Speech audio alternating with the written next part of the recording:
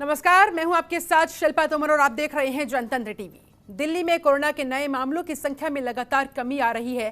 Corona और black fungus की रोकथाम को लेकर केजरीवाल सरकार किस रणनीति पर काम कर रही है? प्रदेश में कोरोना का ग्राफ कम होने के पीछे की बड़ी वजह क्या है और दिल्ली में वैक्सीनेशन की रफ्तार क्या है? आज इन्हीं तमाम मुद्दों पर चर्चा के लिए हमारे साथ दिल्ली के स्वास्थ्य मंत्री सत्येंद्र जैन जुड़ेंगे। उनसे इन तमाम सवालों के जवाब लेने की हम कोशिश करेंगे।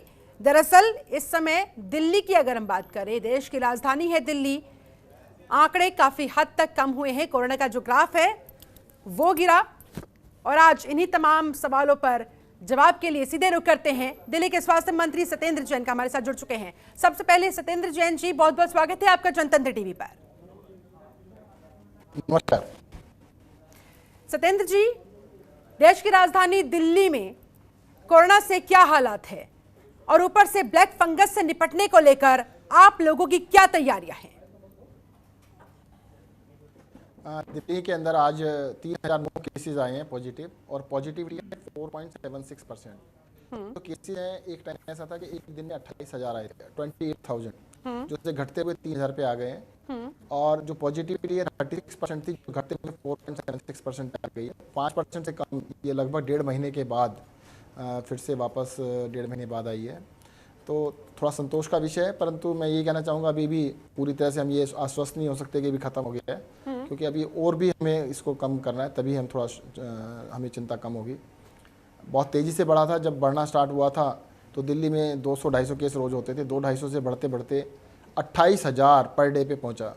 तो अभी देखने में 28 के मुकाबले में 3,000 कम लगते हैं, पर 200-250 से देखें तो 200-250 के हिसाब से अभी भी 3,000 काफ़ी ज़्यादा है। लेकिन ब्लैक फंगस से कैसे निपटेंगे, क्योंकि तेजी के साथ अब पोस्ट कोविड पेशेंट्स के अंदर ये मामले बढ़ते जा रहे हैं और जानलेवा साबित होते जा रहे हैं। इस वजह से कोरोना से ज्यादा अब लोग यहाँ पर ब्लैक फंगस से डरने लगे हैं। ऐसे कैसे निपटेंगे आप इससे? इसके लेकर आप लोगों के पास क्या खास तैयारी? बिल्कुल, देखिएगा, एक तो सबको हम इसके बारे में आगाह कर रहे हैं कि भाई जो ब्लैक फंगस है इसके दो ही सबसे बड़े कारण हैं। एक है स्टीरॉयड्स, कुछ लोग स्टीरॉयड्स को डॉक्टर की सलाह के बिना भी ले रहे हैं। अस्पताल में डॉक्टर्स ने स्टीरॉयड दिए, घर आके भी लेते रहते हैं। इसका इनडिस्क्रिमिनेट यूज़ नहीं करना चाहिए। जितना डॉक्टर ने कहा है सिर्फ उतने ही दिन लें, उसके अलावा बिल्कुल ना लें। जब हम स्टीरॉयड लेते हैं तो उसकी वजह से दो चीज़ें होती हैं। एक तो आपकी इम्यूनिटी ख़त्म हो जाती है बिल्कुल, दूसरा शरीर के अंदर जो शुगर लेवल है वो एकदम से बढ़ जाता है, स्पाइक करता है, बहुत ज़्यादा बढ़ता है। तो जब भी शरीर के अंदर शुगर लेवल बढ़ता है तो कोई भी वायरस है, फंगस है या बैक्टीरिया, उसको ग्रो करने का एनवायरनमेंट मिलता है, बहुत तेज़ी से ग्रो करता है। तो कहना ये है कि डायबिटीज़ को कंट्रोल में रखें, शुगर लेवल जो भी है आपका उसको कम से कम रखें। अगर आपको इंजेक्शन भी लगवाने पड़े कुछ दिनों के लिए शुगर कंट्रोल करने के लिए, तो उससे परहेज़ ना करें। कई पेशेंट हैं वो कहते हैं नहीं जी, इंसुलिन का इंजेक्शन मैं नहीं लगवाऊंगा। क्यों? क्योंकि मैं तो गोली लेता था। अरे भाई, आप फिर से गोली पे चले जाएंगे, ये 10-15 दिन की बात है, उसके बाद ठीक हो जाएगा। शुगर को बिल्कुल कंट्रोल में रखना चाहिए। दूसरा, स्टीरॉयड बिना किसी डॉक्टर के सलाह के बिल्कुल ना लें। तीसरा, स्टीरॉयड जब तक ले रहे हैं तब तक हर तरह की एहतियात रखें। जो ये फंगस है, ऐसा नहीं है कि एनवायरनमेंट में नहीं, एनवायरनमेंट में बहुत कॉमनली पाई जाती है, डस्ट में होती है, कंस्ट्रक्शन साइट्स पे अगर आप देखते हैं तो वहाँ पे बहुत आसानी से मिल सकती है, सड़ने वाली सब चीज़ों में हो सकती है। तो जब तक आप स्टीरॉयड पे रहे, मैं तो कहूँगा स्टीरॉयड छोड़ने के 1 हफ्ते बाद तक आपको बहुत ज़्यादा सावधानी रखने की जरूरत है, इन चीज़ों से बचने की जरूरत है। इन चीज़ों का ध्यान तो आम जनता को करना होगा। लेकिन जैन साहब, आप ये बताएं कि ब्लैक मार्केटिंग को लेकर आप लोग आखिरकार किस तरह से लगाम लगाने की तैयारी में है? क्योंकि देखा क्या था, कोरोना के समय में भी जो पेशेंट्स थे, रेमडेसिविर की कालाबाजारी की वजह से बहुत दिक्कतों का उन्हें सामना करना पड़ा था। और ऐसे में अब खबरें इस तरह की सामने आ रही है कि ब्लैक फंगस का जो इंजेक्शन है वो आउट ऑफ स्टॉक होता जा रहा है, उसकी भी कालाबाजारी की आशंकाएं तेज होती जा रही है। इसे कैसे रोकेंगे आप? देखिएगा, जो ब्लैक फंगस का इंजेक्शन है वो आउट ऑफ स्टॉक हो नहीं रहा है, हो चुका है, ऑलरेडी आउट ऑफ स्टॉक है। एकदम से अचानक काफ़ी सारे केसेज आए हैं। दिल्ली में 200 से ज़्यादा केसेज हैं, जिसमें दिल्ली के लोग भी हैं, दिल्ली से बाहर के लोग भी हैं। हाँ। हमने केंद्र सरकार से रिक्वेस्ट की हुई है इसके लिए, सारे देश की जो सप्लाई है, जो भी कंपनी बनाती है, सारी सप्लाईज को केंद्र सरकार ने अपने कब्जे में लिया है। वो कह रहे हैं जिस भी इस राज्य को देना होगा वो अपने कोटे के हिसाब से उसको देंगे। हाँ। और राज्य सरकार को जो मिल रही है, दिल्ली सरकार को जो मिल रही है, उसको हम डायरेक्टली हॉस्पिटल्स को दे रहे हैं। हम किसी केमिस्ट के थ्रू नहीं दे रहे हैं, सिर्फ डायरेक्टली हॉस्पिटल को मिलेगा जो एडमिटेड पेशेंट है उनका इलाज करने के लिए। तो दिल्ली के अंदर अभी तक ऐसे तो सुनने में नहीं आया कि मार्केट में कहीं भी मिल रहा है, ब्लैक मार्केटिंग में मिल रहा है। अगर इस तरह का कुछ भी होगा उसके खिलाफ सख्त कार्रवाई की जाएगी, उसको तुरंत उसके ऊपर सेक्शन लिया जाएगा। ठीक है, आपके हिसाब से जैन साहब सारी तैयारियां आपकी पुख्ता है, लेकिन ऐसे में ये बताएं कि फिर बीच में आखिरकार चूक आप लोगों की तरफ से कहां हो गई थी? हालांकि अब ग्राफ काफी हद तक संक्रमण का नीचे गिरता हुआ नजर आ रहा है, लेकिन बीच में इतना हो हल्ला आखिरकार क्यों मच गया था? ऑक्सीजन की कमी को लेकर, बेड्स की अनअवेलेबिलिटी को लेकर आखिरकार इतना बवाल क्यों मच गया था? कहां चूक हो गई थी सर? आपने खुद ही जवाब दे दिया, ऑक्सीजन की वजह से।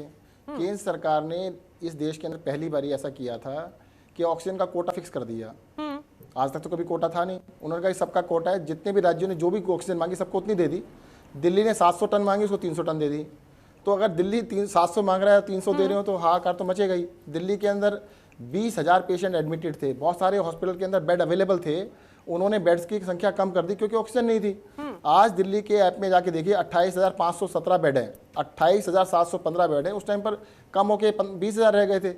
तो लोगों ने जो अस्पताल थे उसके अंदर बेड होते हुए भी उन्होंने उनको बंद कर दिया था, एडमिशन बंद कर दिए थे। बेड से ज़्यादा दिक्कत थी ऑक्सीजन की। ऑक्सीजन ना होने की वजह से बेड कम हुए थे, और ये दिक्कत केंद्र सरकार के एक आदेश के अनुसार हुई थी, क्योंकि उन्होंने कहा कि भी दिल्ली के अंदर इतने पेशेंट है, इतना दिल्ली के अंदर दिल्ली के पेशेंट है, दिल्ली से बाहर के पेशेंट भी होते हैं। दिल्ली के अंदर इलाज कराने के लिए एडमिट जो पेशेंट है वो बहुत बड़ी संख्या में होते हैं। और अगर 20,000 पेशेंट एडमिटेड हैं, उनकी ऑक्सीजन ऑफ नहीं कर सकते आप, उनकी ऑक्सीजन बंद नहीं कर सकते, उनको ऑक्सीजन चाहिए। तो ये ऑक्सीजन की वजह से दिक्कत आई थी, और बेड भी कम हुए थे, उस ऑक्सीजन की वजह से हुए थे। तो क्या इसको लेकर आप लोग पहले तैयार नहीं थे? जाहिर सी बात है ना कि पहले तैयारी में कमी थी, इस वजह से तो ये स्थिति आप लोगों के सामने आई।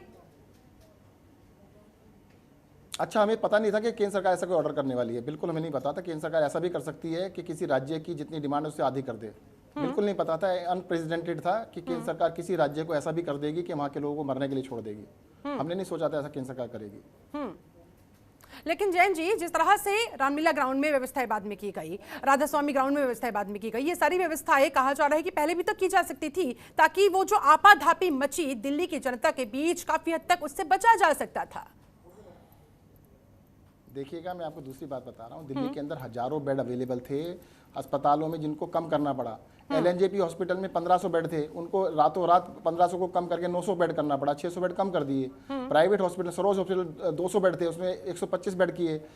आकाश हॉस्पिटल द्वारका में 250 बेड थे, उसने 125 बेड कर दिए। तो सभी हॉस्पिटल में बेड होते हुए उन्होंने कम किए, क्योंकि ऑक्सीजन नहीं थी।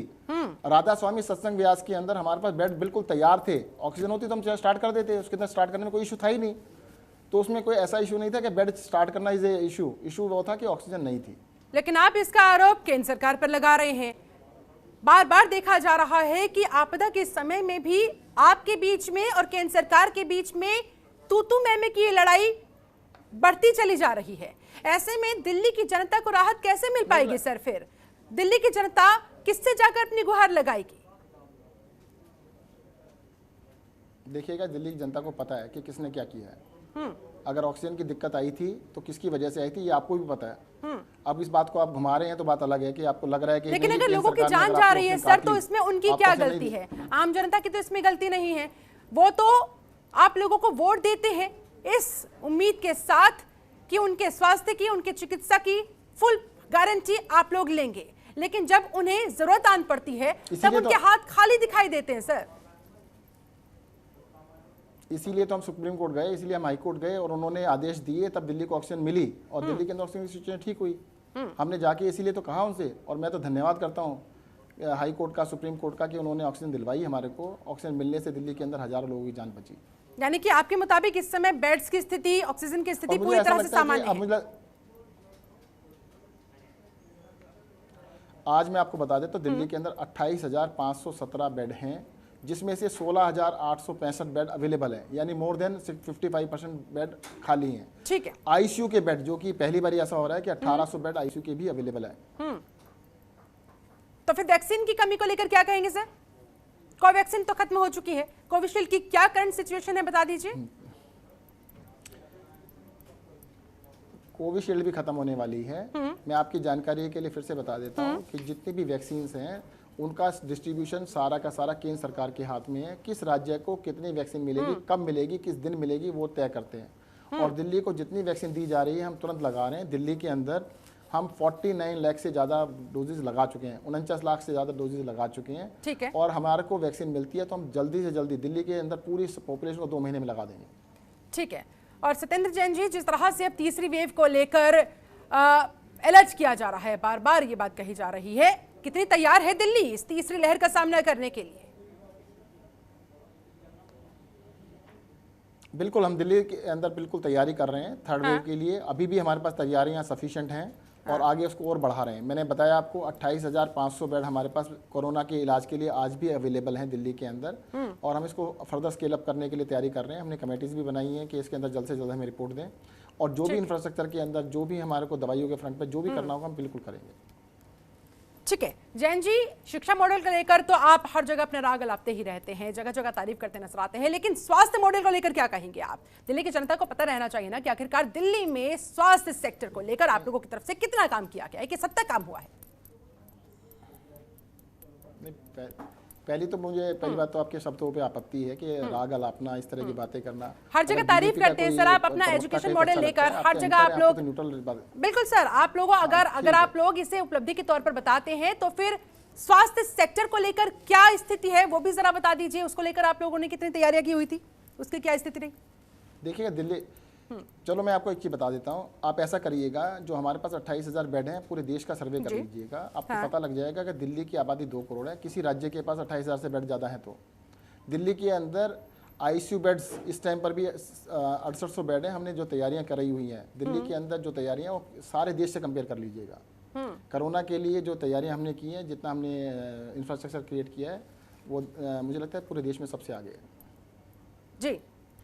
ठीक है सत्येंद्र जी, ऐसे में संदीप दीक्षित ने आरोप लगाया है आप पर, आपकी सरकार पर। उन्होंने तो यहां तक कह दिया है कि दिल्ली के मुख्यमंत्री अरविंद केजरीवाल के ऊपर हत्या का मुकदमा तक दर्ज होना चाहिए। जिस तरह से उन्होंने कोरोना की इस पूरी सिचुएशन को हैंडल किया है, उसको लेकर जिस तरह से दिल्ली की जनता कर रही है इस सिचुएशन में, उसको लेकर क्या कहेंगे आप उनके इस आरोप पर? मुझे लगता है इस राजनीतिक आरोपों के ऊपर चर्चा करने का कोई मायने नहीं रखता है। उनको कहा है, उन्होंने कहने दीजिए उनको।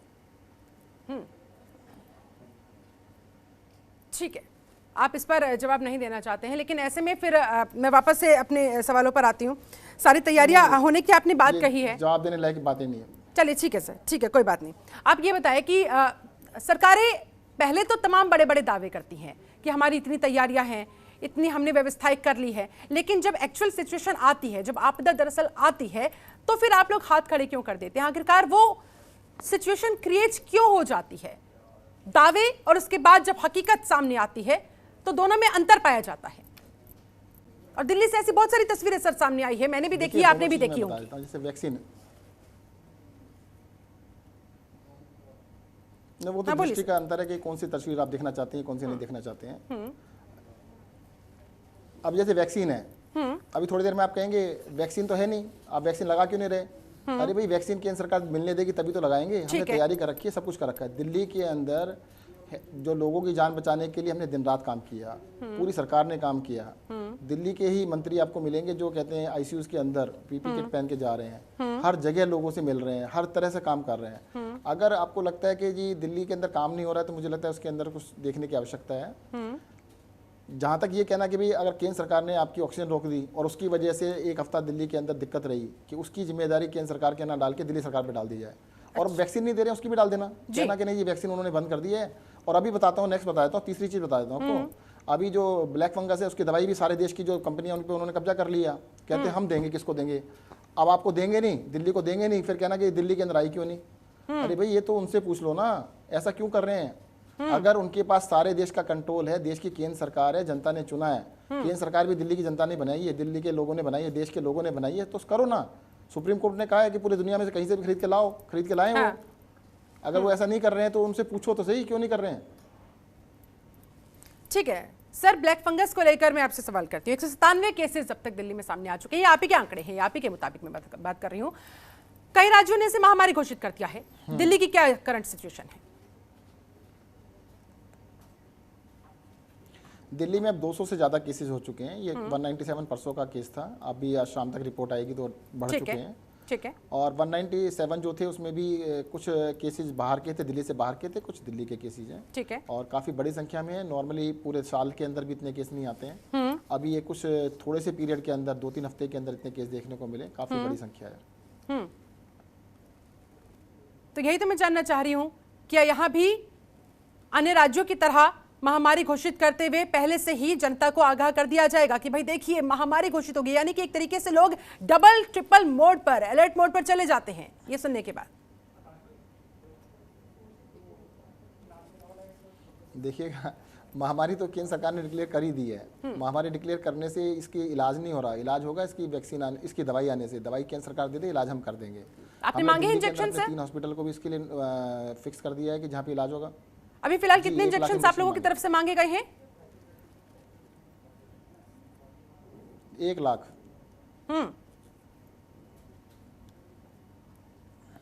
कोई आइडिया क्या जवाब आया है, कब तक मिल जाएंगे? क्योंकि सर दूसरी तरफ जमीनी स्तर की अगर बात करें तो तेजी के साथ मामले बढ़ते जा रहे हैं। ऐसा ना हो कि सिचुएशन आउट ऑफ कंट्रोल होती चली जाए और यहाँ पर लोग इंजेक्शंस के वेट में ही बैठे रहे और आप लोग कहते कि भैया हम तो वेट कर रहे हैं, जब वो लोग भेजेंगे तब हम लोग आपको दे पाएंगे और उधर लोगों की जान जाती रहे। इस सिचुएशन को हैंडल करने के लिए क्या कोई और प्लान भी आपने सोचा है? क्या किया जा सकता है?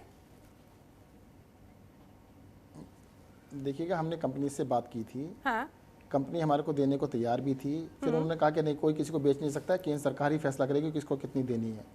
अगर केंद्र सरकार के हाथ में है अब डिस्ट्रीब्यूशन, प्राइवेट कंपनी का डिस्ट्रीब्यूशन भी उन्होंने अपने हाथ में ले लिया है, तो अब तो वही देंगे, और कोई दे नहीं सकता। आप भी नहीं दे सकते, मैं भी नहीं दे सकता। तो यानी कि फिर आपकी रणनीति क्या है? रणनीति तो वही रही ना फिर कि भाई केंद्र सरकार कुछ करेगी तो आप लोग आगे कुछ कर पाएंगे, वरना नहीं। वरना आम जनता बताए फिर किसके पास जाए सर? नहीं, हम आप कह रहे हैं ना, हम सबको बता रहे हैं ना, आपके मीडिया पे बता रहा हूं ना मैं क्या हुआ है कि लोग बताते नहीं, हम बता रहे, खुल के बता रहे। केंद्र सरकार ने कब्जा कर लिया है तो केंद्र सरकार को देना पड़ेगा। ऐसे कैसे हो सकता है कि वो कब्जा भी कर ले, छुपा भी ले, फिर हमारे ऊपर आरोप भी लगा दें? अरे भाई, सबको सामने बताएंगे तो अपनी इमेज बचाने के लिए देंगे, क्यों नहीं देंगे? ठीक है। अच्छा, आप मुझे ये बताएं कि पहले भी तो आप कोर्ट गए थे ना केंद्र सरकार से जब आपने डिमांड की थी दवाइयों को लेकर, तो फिर ऐसे में अब ये बताइए इंजेक्शंस को लेकर आप लोगों को क्या आश्वासन दिया गया, ईमानदारी से बताइएगा। और अगर आपको लग रहा है कि थोड़ा डिले हो सकता है या फिर केंद्र सरकार हिलावाली कुछ कर रही है, तो आप पहले ही कोर्ट चले जाइए जैसे पहले गए थे।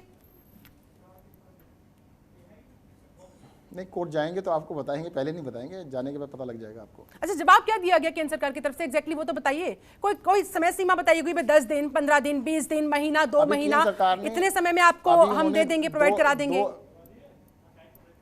हाँ, अभी उन्होंने सिर्फ 2000 डोजेज के लिए कंफर्म किया है देने के लिए।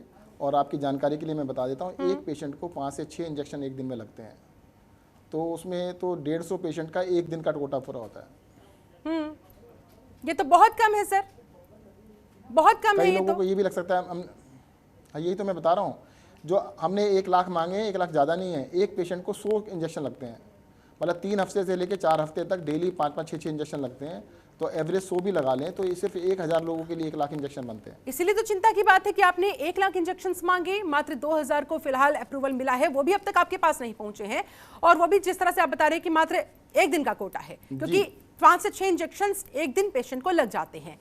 तो फिर अब आप क्या करने वाले हैं? कोर्ट अभी क्यों नहीं चले जाते हैं सर? फिर किस बात का इंतजार कर रहे हैं? क्योंकि 197 केसेस से 200 पार पहुंच चुके हैं, कल को 300, 400, 500, तेजी के साथ तो मामले बढ़ते चले जाएंगे। तब आप लोगों के क्या हाथ पैर नहीं फूल जाएंगे फिर? अभी मैंने बताया, देखिए मैंने जो बताया ना, कोर्ट जाने वाला जो बात है वो टीवी पे नहीं बता सकते हैं। आपको जब जाएंगे तो पता लग जाएगा। हम बिल्कुल हर तरह से तैयारी कर रहे हैं, पर आपने मुझे अपॉर्चुनिटी दी, इसके लिए मैं आपका धन्यवाद देता हूँ। आपने जनता के सामने बात क्लियर करने का मौका दिया कि केंद्र सरकार ने पूरे देश की सप्लाई पे कब्जा किया हुआ है।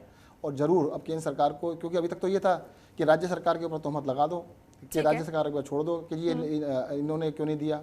अरे भाई, हम तो ले रहे थे, जब आपने कब्जा कर लिया आप किसी को देने नहीं दे रहे। राज्य सरकार को उतनी ही दवाई, उतनी ही इंजेक्शन मिलेंगे जितने आप अलाउ करेंगे।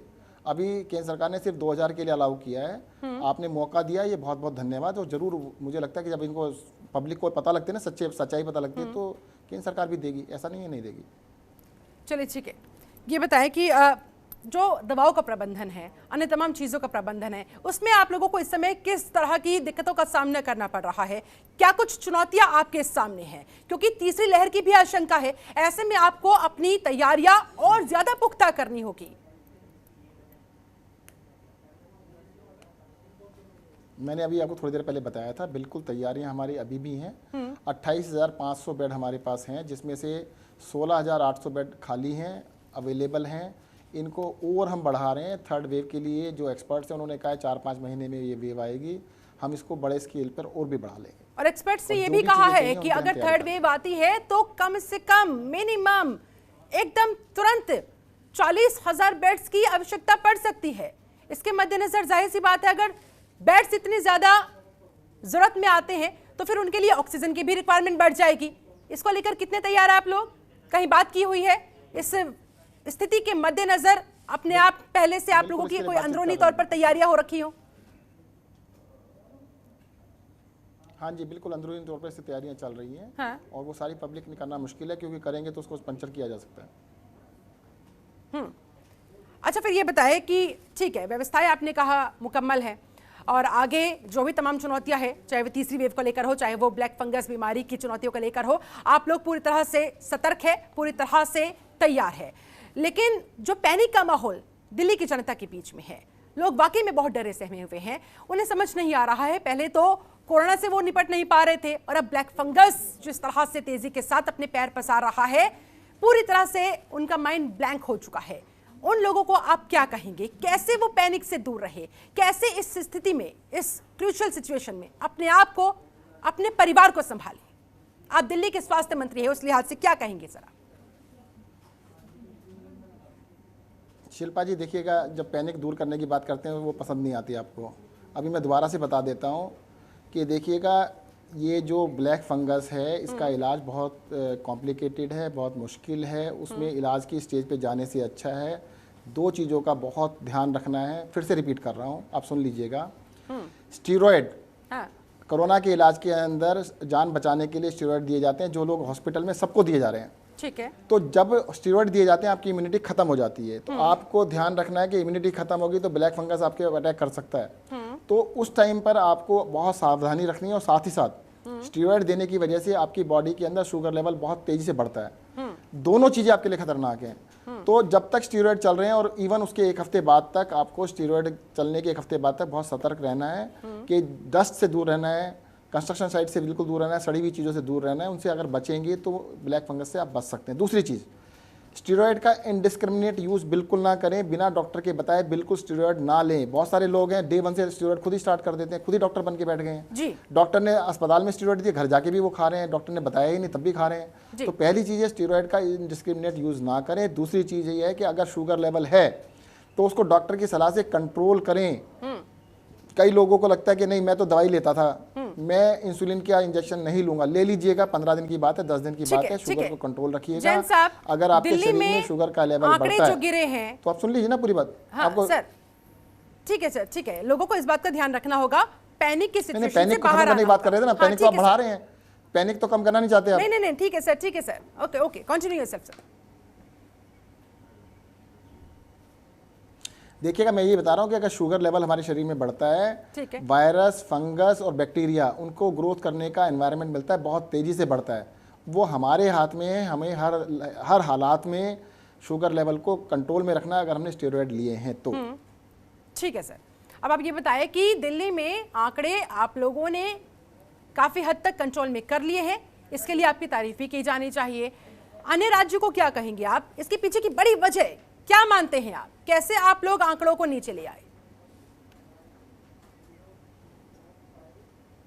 देखिए, इसमें एक तो लॉकडाउन का काफ़ी बड़ा योगदान रहा है। दिल्ली के अंदर 1 महीने से ऊपर हो गया लॉकडाउन को। ठीक है। दूसरा, लोगों ने इसको बहुत ही, अभी देखो, जब डर बैठा था, डर की वजह से लोगों ने कोविड अप्रोप्रिएट बिहेवियर का पालन किया है। इलाज के अंदर लोगों को मतलब प्रॉपरली इलाज किया गया, आइसोलेट किया गया है, ट्रीट किया गया है। हाँ। तो सारी चीज़ें मिला के एकदम से उसका इफेक्ट आ रहा है, और ये काफ़ी तेज़ी से आ रहा है। और मैं तो ये कहना चाहूँगा, देखो, थोड़ा डर बना भी रहना चाहिए।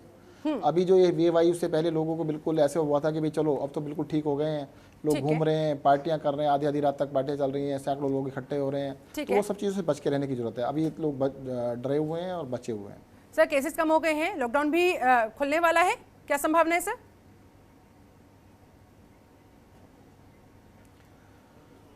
देखते हैं, अभी तो मंडे तक तो है ही, मंडे तक बताएंगे आपको। चलिए ठीक है, बहुत बहुत शुक्रिया सत्येंद्र जैन जी हमारे साथ जुड़ने के लिए, ये चर्चा करने के लिए, तमाम सवालों के जवाब देने के लिए कि कोरोना को लेकर दिल्ली सरकार की क्या रणनीति है और किस तरह से आगे बढ़कर उस पर काम किया जा रहा है, कैसे दिल्ली की जनता को राहत पहुंचाने के लिए हर संभव कोशिशें हो रही है। रही बात तीसरी लहर की, तो उससे निपटने के लिए भी मुकम्मल तैयारियां दिल्ली सरकार ने कर ली है, ये आश्वासन दिया है दिल्ली के स्वास्थ्य मंत्री सत्येंद्र जैन ने। चलिए इसी के साथ मेरे साथ इस खास चर्चा में जुड़ने के लिए आप सभी का बहुत बहुत शुक्रिया। बने रहिए जनतंत्र टीवी के साथ। नमस्कार। खबरों के निष्पक्ष विश्लेषण के लिए सब्सक्राइब करें जनतंत्र TV and press the bell icon. Never miss any update.